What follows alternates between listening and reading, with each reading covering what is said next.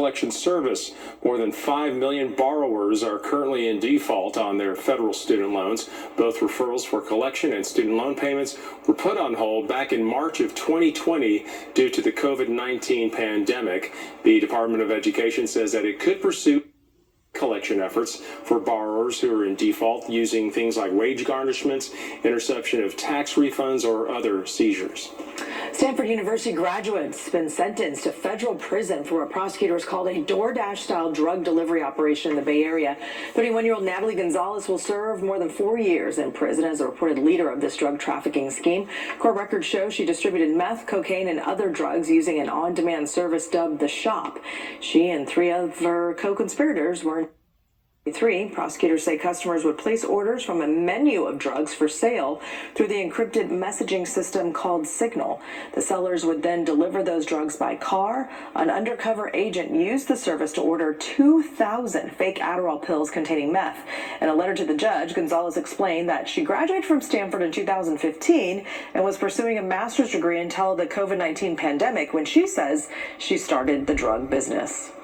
Well, Governor Gavin Newsom spending the day celebrating Earth Day in Chico, and the governor taking a tour of the Chico State Farm and took part in some ag demonstrations there. The event highlighting the university's effort on what's called regenerative agriculture.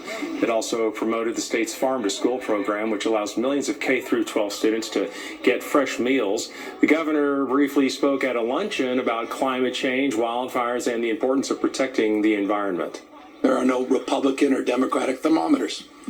They're a lived experience. You don't have to believe in climate science, but you got to believe your own eyes. You know, places not just like Paradise, Greenville, or we were not too long ago at that fire scar and looking at the recovery there. Grizzly Flats near my dad's hometown of Dutch Flat, wiped off the map. Places, lifestyles, traditions being torn asunder. So there's a seriousness of purpose. And there's a sense of accountability and responsibility to do more and be better.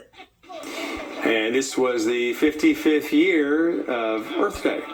The Environmental Protection Agency, or EPA, began firing and reassigning hundreds of workers on Earth Day today. The EPA says those impacted are staff who worked at the Office of Environmental Justice and External Civil Rights. Employees with the Office of Inclusive Excellence were also impacted. Overall, about 280 staff members were fired as part of the reduction. 175 other employees were reassigned to other offices. The EPA says the cuts are in line with President Donald Trump's executive order targeting diversity, equity, and inclusion.